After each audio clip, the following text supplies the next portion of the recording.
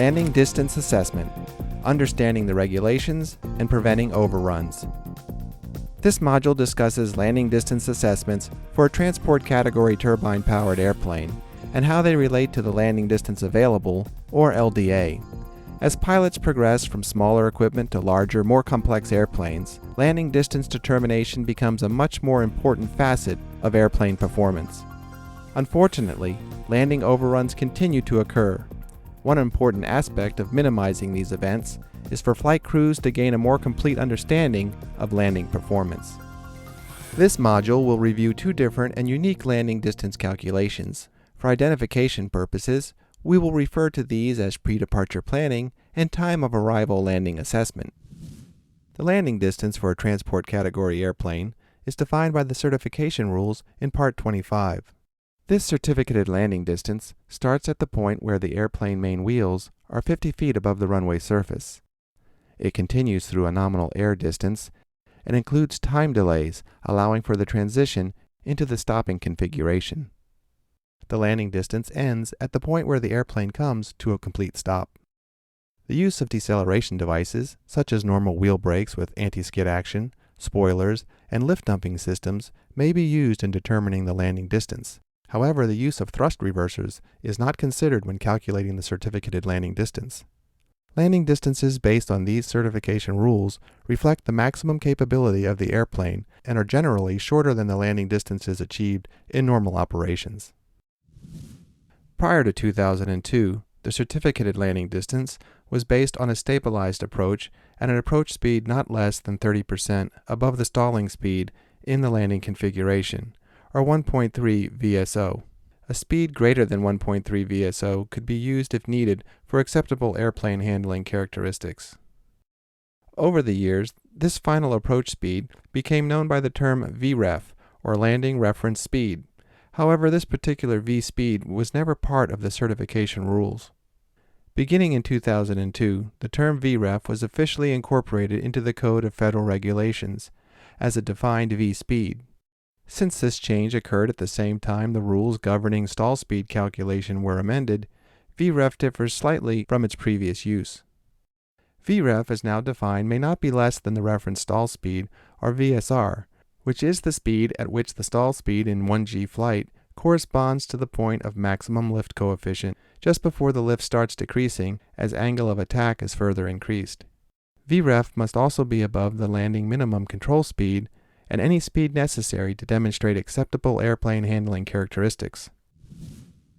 With the adding of VREF to the regulations, the rule defining approach categories was also amended.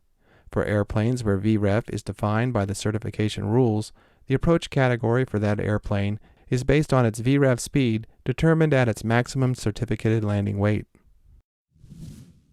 The landing distances determined during certification are established with full awareness that operating rules require additional factors to be added when determining the minimum operational field lengths for landing during normal line operations.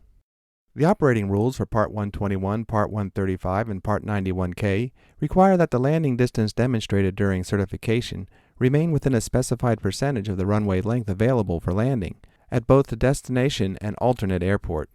As a result, these rules establish a minimum operational field length for landing. This requirement does not apply to Part 91 operators, but voluntary adherence to these rules is encouraged. These operating rules impose a limitation on takeoff weight, such that you do not plan to arrive at your destination or alternate airport at a weight that will not allow you to meet the landing distance requirement specified in the operating rules. Therefore, any planning intended to demonstrate compliance with these rules must occur prior to takeoff, or as condition of dispatch, for those operators subject to dispatch requirements. When required by the operating rules, the landing distance demonstrated during certification must permit the airplane to come to a full stop within 60% of the landing distance available. Another way of saying this is that the landing distance demonstrated for certification must be multiplied by a factor of 1.667, or divided by 60%, to define the factored landing distance on a dry runway. The resulting factored landing distance is intended to account for operational variables, including piloting techniques, flight path deviations, tire and brake wear, atmospheric conditions, including gusts, and other variables not addressed during landing distance certification. For eligible Part 135 and Part 91K operators, the landing distance demonstrated during certification must permit the airplane to come to a full stop within 80% of the landing distance available. In this case, the demonstrated landing distance for certification is multiplied by 1.25 or divided by 80% to obtain the factored landing distance on a dry runway for these operators. Landing distance data that is published in the Airplane Flight Manual varies widely between airplane manufacturers.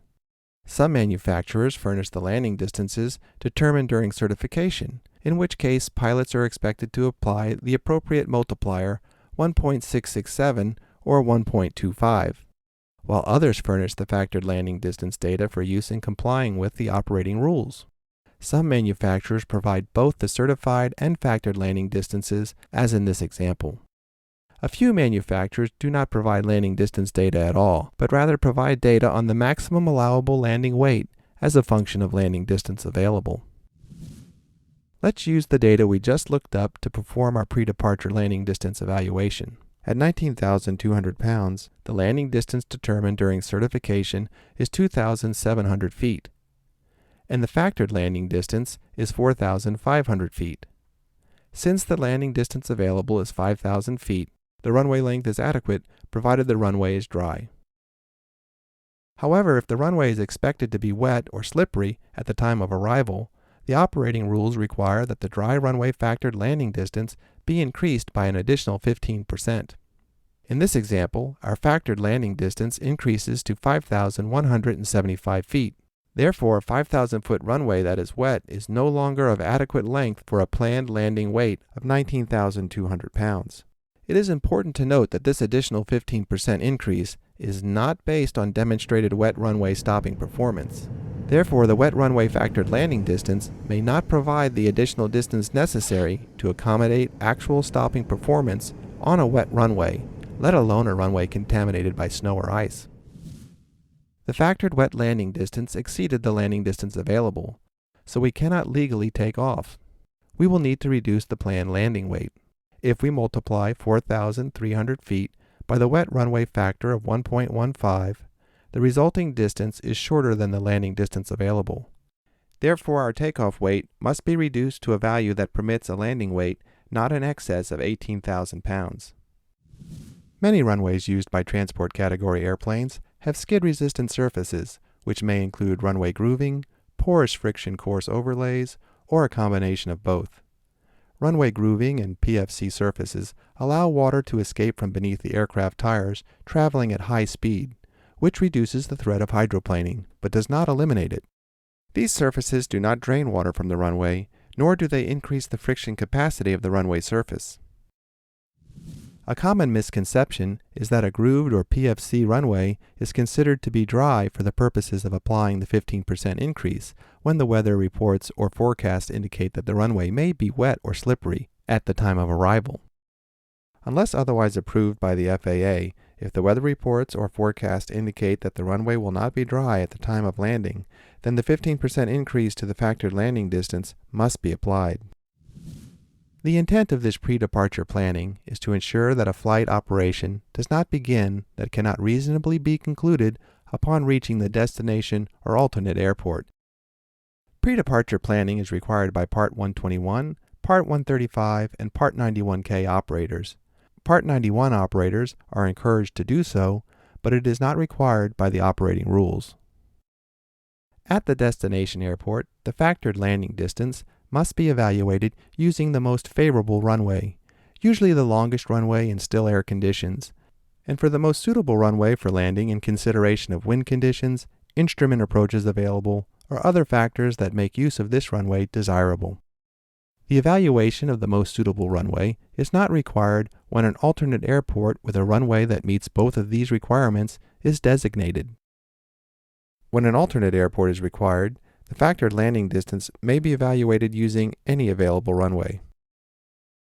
This evaluation is adequate for landing performance planning for routine operations when the runway is dry. The 15% increase required when the runway is wet or slippery is not based on demonstrated stopping performance, but is an arbitrary additive applied to the dry runway factored landing distance. The factored landing distance calculated during pre-departure planning is not a limitation at the actual time of landing. A runway may be used for landing when the factored landing distance exceeds the landing distance available published for that runway. However, an assessment of actual landing distance is recommended. More on that subject in a moment.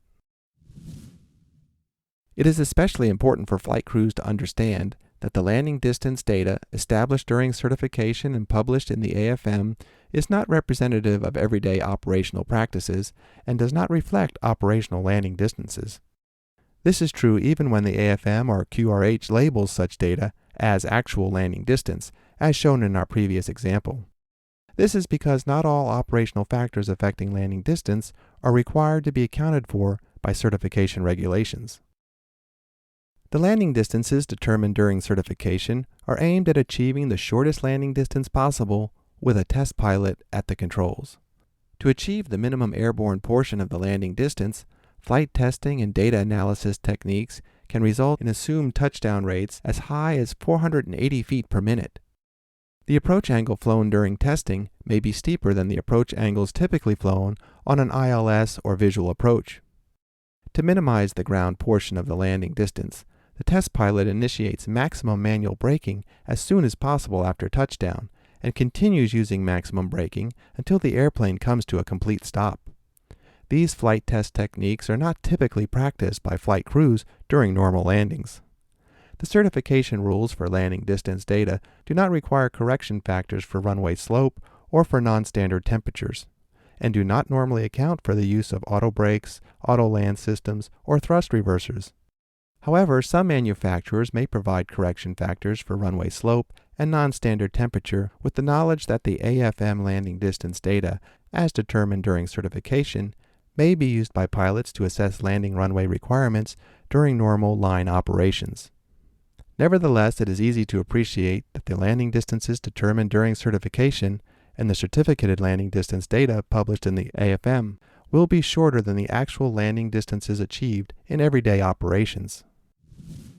Flight crews may mistakenly assume that the large regulatory margins built into the pre-flight departure landing checks are always adequate to protect against overrun in any potential landing conditions encountered. This perception is dangerously inaccurate. FAA and NTSB data identifies failure to assess actual required landing distance to account for slippery or contaminated runway conditions or any other change condition existing at the time of landing as a significant causal factor in landing overruns. Let's look at a hypothetical landing performance planning example using Chicago's Midway Airport. The pre-departure landing analysis includes a review of current and forecast weather at the destination airport and the alternate airport, and a determination if the landing weight upon arrival will permit the factored landing distance to be less than or equal to the landing distance available. The operator must evaluate the longest runway in still air conditions. They must also evaluate the most suitable runway given the weather conditions and approaches to be used unless an alternate airport is designated. Using Chicago Midway as our destination airport, for our estimated time of arrival, Runway 13 Center is both the longest and the most suitable runway, given the forecast weather and the ILS approach to this runway. The results of this analysis may be presented to the flight crew in the form of a maximum allowable landing weight on a particular runway. For Runway 13 Center, our maximum allowable landing weight is 19,200 pounds. Another option available is to use the data and procedures provided in the airplane flight manual to determine the dry or wet runway factored landing distance required at the airplane's estimated landing weight. The dry or wet runway factored landing distance, as applicable, must not exceed the runway's landing distance available. This pre-departure planning does not ensure that the airplane can safely land on the runway in use at the time of arrival. Chicago Midway Information Romeo 2251 Zulu. Wind 150 at 7. Visibility 3 miles. Rain. Ceiling 600 broken. 1,500 overcast. Temperature 2. Dew point 0. Altimeter 29er. Approach in use ILS runway 31 center. Landing and departing runway 31 center. FAA SAFO 06012 recommends that all turbojet operators have procedures to ensure that a full stop landing with at least a 15% safety margin beyond the actual landing distance can be made on the runway to be used, in the conditions existing at the time of arrival, and with the deceleration means and airplane configuration that will be used.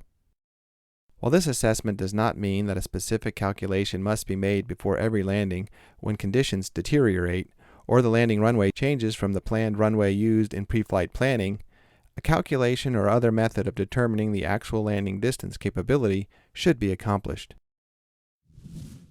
This assessment can take many forms. One example would be determining before the flight that you can land with at least a 15% safety margin on the planned arrival runway at maximum landing weight in the planned landing configuration with 10 knots of tailwind in any runway braking condition better than poor. Your assessment at the time of landing may be as simple as verifying that the landing would be conducted within those parameters. This landing distance assessment should be accomplished as close to the time of arrival as practical, taking into account workload considerations during critical phases of flight and using the most up-to-date information available at the time. Pilots should also look beyond the current conditions and plan for the worst-case conditions. Additionally, operators should use the most adverse reliable braking action report if available, or the most adverse expected conditions for the runway, or portion of the runway that will be used for landing when determining the landing performance assessment. When conditions are such that the runway surface conditions vary along the runway, such as braking action fair first 2/3 but poor the last 1/3, then the most conservative or worst condition for the portion of runway to be used should be used for the landing distance assessment. Based on the ATIS information received, what would you consider when performing a landing distance assessment? At a minimum, we should consider the operational impacts of the wet runway and the tailwind. The assessment may be based on manufacturer-furnished advisory landing distance data for use on wet and contaminated runways. This data is an analytical computation that adjusts landing distances determined during certification for the detrimental effects on braking performance resulting from a particular type of contamination. While the data is not based on actual flight testing, it does allow flight crews to assess actual landing performance based on the anticipated landing conditions. Once the actual landing distance is known, SAFO 06012 recommends that a 15% safety margin be added and that the resulting distance be less than the declared landing distance available, unless imminent risk to continued flight makes this landing imperative. For those airplanes where advisory contaminated runway landing distance data is not available, SAFO 06012 provides factors based on the reported runway condition or braking action reports to determine the minimum runway required for landing. These factors are applied to the factored dry runway landing distance used in pre-departure planning and include the recommended 15% safety margin. After this initial landing distance assessment is complete, pilots should monitor for deteriorating runway conditions prior to landing and base their decision to continue on the most conservative assessment of the aircraft's stopping performance on the runway. In some cases, contradictory information concerning runway conditions or braking action reports may force the flight crews to apply their best judgment about which information is likely to be most accurate. The receipt of new or updated information on runway conditions may result in the reevaluation of a previous decision to land. In a case where uncertainty of landing distance remains, it may be appropriate for the pilot monitoring to quickly reference the QRH or TAPP data, or in other cases, the prudent use of a go-around and a holding pattern at a safe altitude to reevaluate the decision to land or divert may be the best decision. Citation 903-8 Sierra Charlie, cleared to land, runway 31 center. Wind 140 at 8. Reported braking action fair touchdown, poor rollout. Based on the previous time of arrival landing assessment, but now with a report of deteriorating runway conditions, what would you do?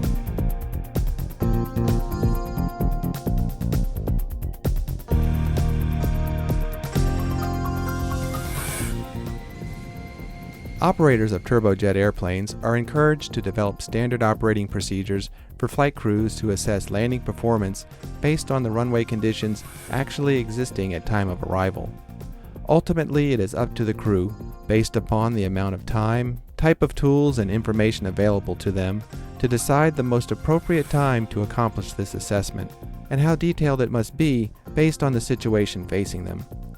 For more information on this important topic, flight crews are encouraged to review Safety Alert for Operators 06012, Landing Performance Assessment at Time of Arrival, and Advisory Circular 9179, Runway Overrun Prevention.